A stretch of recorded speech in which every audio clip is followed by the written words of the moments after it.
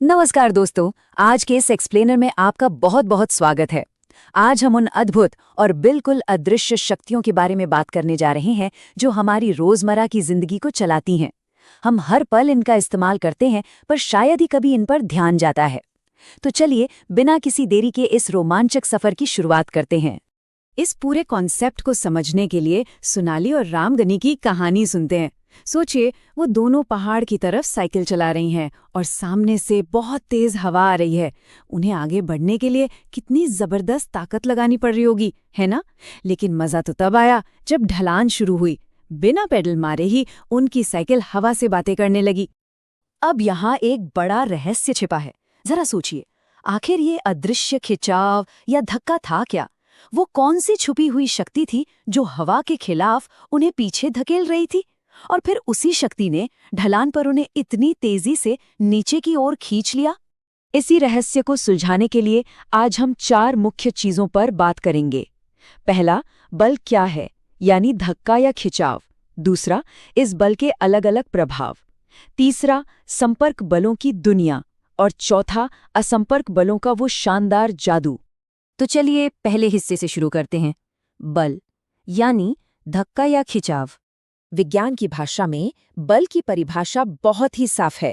किसी भी चीज पर लगने वाले धक्के को अपकर्षण और खिंचाव को अभिकर्षण कहते हैं। लेकिन सबसे जरूरी बात यह है कि बल कभी भी हवा में अपने आप पैदा नहीं होता। इसके लिए हमेशा कम से कम 2 चीजों के बीच एक इंटरैक्शन यानी पारस्परिक क्रिया का होना एकदम अनिवार्य है। और हाँ, विज्ञान में हर चीज को बहुत ही सटीकता से मापा जाता है। बल को मापने की जो स्टैंडर्ड इंटरनेशनल यूनिट है उसे न्यूटन कहते हैं, जिसे अंग्रेजी के बड़े अक्षर N से लिखा जाता है। बस यही वो वैज्ञानिक बुनियाद है जिस पर हमारा पूरा कॉन्सेप्ट टिका है। अब बढ़ते हैं अपने दूसरे हिस्से की तरफ और देखते हैं कि रोजमर्रा की जिंदगी में इस बल के क्या-क्या प्रभाव होते हैं। अपनी असली जिंदगी में ही देख लीजिए। एक तरफ जब एक मेज की दराज को खींचकर खोला जाता है तो असल में हम एक रुकी हुई चीज को गति दे रहे होते हैं। वहीं दूसरी तरफ क्रिकेट के मैदान में जब कोई खिलाड़ी डाइव लगाकर एक तेज आती हुई गेंद को रोकता है तो वो बल का इस्तेमाल करके एक चलती हुई चीज को रोक रहा होता है।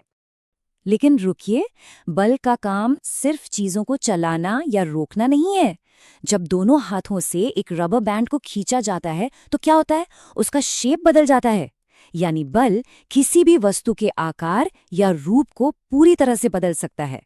तो अगर हम इन सब बातों को एक साथ जोड़ें तो बल मुख्य रूप से 4 कमाल के काम कर सकता है। ये एक रुकी हुई वस्तु को चला सकता है, किसी चलती हुई चीज की स्पीड बदल सकता है, उसकी दिशा मोड़ सकता है और यहाँ तक कि वस्तु का आकार भी बदल सकता है ना कमाल की चीज? आइए अब तीसरे हिस्से की ओर चलते हैं। संपर्क बलों की दुनिया यानी कॉन्टैक्ट फोर्सेस।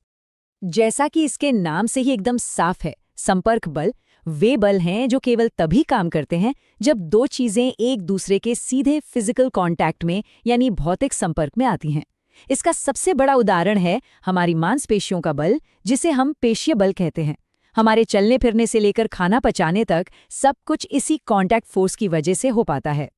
लेकिन यहाँ एक बहुत ही सोचने वाली बात है। कभी ध्यान दिया है कि फर्श पर लुढ़कती हुई एक गेंद या बिना पेडल मारे चलती हुई साइकिल कुछ देर बाद अपने आप क्यों रुक जाती है? बाहर से तो उसे कोई रोकता हुआ दिखता नहीं, फिर ऐसा क्यों होता है? तो चलिए इस राज से पर्दा उठाते हैं। इसका जवाब है घर्षण, जिसे हम फ्रिक्शन भी कहते हैं। घर्षण वो अदृश्य संपर्क बल है जो हमेशा गति का यानी मोशन का विरोध करता है। ये हमेशा चीजों के चलने की दिशा के एकदम विपरीत दिशा में काम करता है और इसी वजह से चीजें धीरे होकर रुक जाती हैं। पर सवाल ये है कि ऐसा होता क्यों है? दरअसल कोई भी सतह एकदम परफेक्ट या चिकनी नहीं होती। अगर माइक्रोस्कोप से देखें तो हर सतह पर बहुत ही सूक्ष्म अनियमितताएं या खुरदुरापन होता है।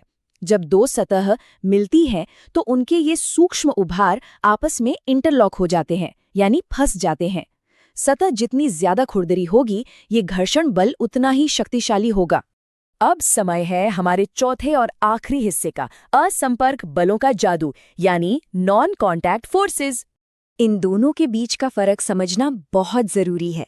जहां संपर्क बलों के लिए भौतिक स्पर्श यानी टच होना एकदम जरूरी है, वहीं असंपर्क बल बिना किसी स्पर्श के दूर से ही अपना काम कर जाते हैं।